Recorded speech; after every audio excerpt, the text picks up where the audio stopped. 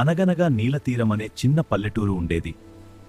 ఆ ఊరి ప్రజల జీవితం మొత్తం సముద్రంపైనే ఆధారపడి ఉండేది. కాని నీలతీరం ప్రజలకు ఒక భయం ఉండేది. తూర్పు దిక్కున సముద్రంలోకి వెళ్లిన వాళ్లు తిరిగి వచ్చేవారు కాదు. సముద్రంలోకి వెళ్లిన వాళ్లు బతికున్నారో లేక చనిపోయారో కూడా ఎవరికీ తెలియదు. ఆ ఊరిలో అర్జున్ అనే యువకుడు ఉండేవాడు. అతను తెలివైనవాడు, బలమైనవాడు, మంచి మనసున్నవాడు. అర్జున్, ఎలా ఉన్నావురా? బాగున్నాను. మీరందరూ ఎలా ఉన్నారు? తూర్పు సముద్రం రహస్యం తెలుసుకోవాలని అర్జున్ ఎప్పుడూ ఆలోచిస్తూ ఉండేవాడు.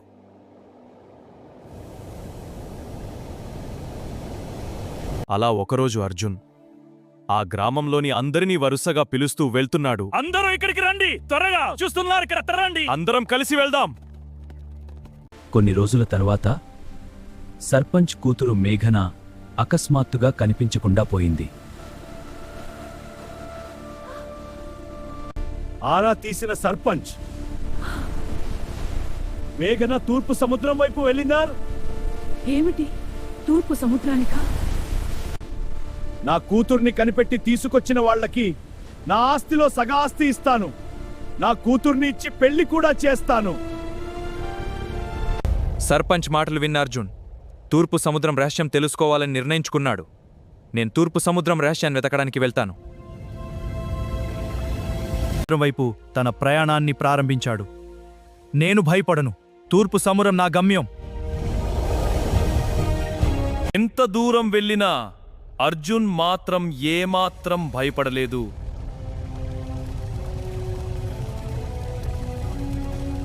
చాలా దూరం ప్రయాణం చేసిన అర్జున్కు సముద్రం మధ్యలో ఒక రహస్య ద్వీపం కనిపించింది. అది ఏమిటి?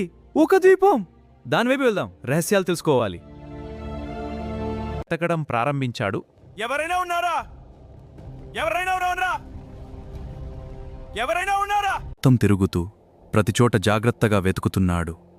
ఏదైనా ఆధారం ఉండాలి. ఈ గుహలో దాచి ఉంటారేమో. అంతలో అర్జున్కు ఒక భారీ గృహం కనిపించింది. ఆ గృహం నుంచి వెలుగుతున్న కాంతిని చూసి అతను ఆశ్చర్యపోయాడు. అర్జున్ ఆ గృహంలోకి అడుగుపెట్టాడు. లోపల కనిపించిన దాన్ని చూసి ఒక్కసారిగా షాక్ అయ్యాడు.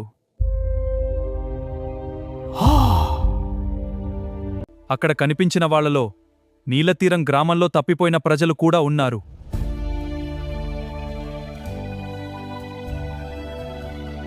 ఎవరికీ కనిపించకుండా అర్జున్ దాక్కున్నాడు. ఆ గృహంలో అసలు ఏం జరుగుతుందో గమనిస్తూ ఉన్నాడు. అక్కడ ఒక భయంకర మంత్రగత్తి బంధించిన వాళ్ల శక్తిని తీసుకుంటూ జీవిస్తోంది.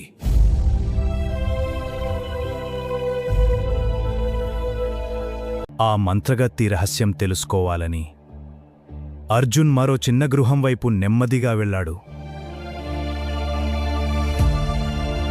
ఆ చిన్న గృహంలో ఒక మాటలు మాట్లాడే రామచిలుక బంధించబడి ఉంది. ఇదిగో అది ఎక్కడో ఉంది. దయచేసి నన్ను విడిపించండి. చీకటి శక్తి నన్నిక్కడ బంధించింది. నేను నిన్ను కాపాడతాను. నువ్వు ఎలా మాట్లాడుతున్నావు? ఎందుకంటే నేను మాంత్రికుడిని అర్జున్. అది అసాధ్యం. నువ్వొక పక్షివి. అది మాయాజాలం. నా కథ విను. నా వయస్సు 1000 సంవత్సరాలు పైగానే ఉంటుంది. ఒక మహర్షి నాకు చావులేని వరమిచ్చాడు. అసలు ఆ మంత్రగత్తి ఎవరు? అది ఒక బ్రహ్మ రాక్షసి.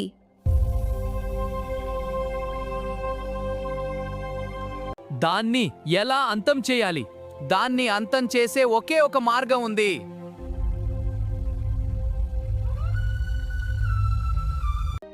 ఈ ద్వీపం పక్కనున్న సముద్రం లోపల ఆ బ్రహ్మ రాక్షసిని అంతం చేసే ఖడ్గం దాగి ఉంది. సముద్రం లోపలికి నేను ఎలా వెళ్తాను? అక్కడ నేను గాలి పీల్చలేను కదా. ఆ దివ్య ఖడ్గాన్ని తీసుకురావడం ఎలా? భయపడకు అర్జున్, నేను నీకు గాలిలా మారి సహాయం చేస్తాను. నిజంగానా? అది ఎలా సాధ్యం? నా శక్తితో ప్రతి శ్వాస నీకు గాలిలా మారుతుంది. ఆ తర్వాత అర్జున్, రామచిలుక ఆ రహస్య ఖడ్గం కోసం సముద్రం వైపు బయలుదేరారు.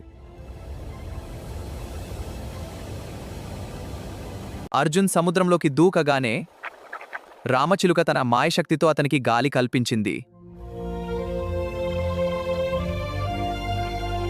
whole new world. Look at those giant whales. So peaceful. And ancient ruins. What secrets do they hold? It's real. I have to reach it. Yes, the power is mine. The creatures guide me. I'm close. There it is, the legendary sword.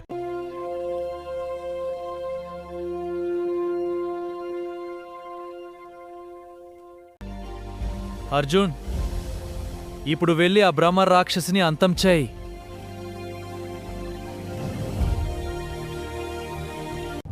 Arjun ఇప్పుడే వెళ్ళి ఆ బ్రహ్మ రాక్షసిని ఎదురుగా వెనక్కి తిరగదు. నేను వెళ్తున్నాను. అర్జున్ జాగ్రత్తగా ఉండు, ఇది చాలా ప్రమాదకరం. అది వస్తుంది, సిద్ధంగా ఉండు. ఎవడివీరా నువ్వు నా రాజ్యంలోకి ఎలా వచ్చావు?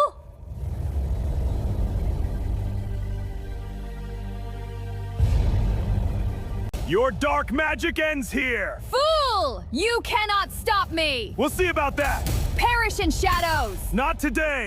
You will fall! నా ధైర్యాన్ని చూసి భయపడు.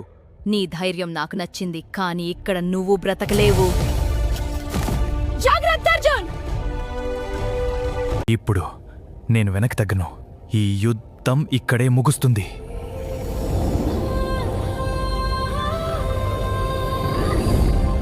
ఈ శక్తి ఎక్కడి నుంచి తెచ్చుకున్నావురా? ఇది శక్తి కాదు, న్యాయం. నీ న్యాయం నా చేతిలో అంతమవుతుంది. నీ చీకటి ఇక్కడితో ఆగిపోతుంది. ఇప్పుడు అందరినీ కాపాడుకుని మన గ్రామానికి సురక్షితంగా తీసుకెళ్ళాలి.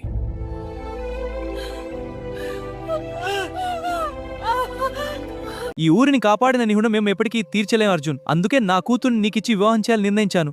నేను కీర్తి కోసం కాదు, కర్తవ్యంగా కాపాడాను. జై అర్జున్ జై! సరే, నేను అంగీకరిస్తున్నాను.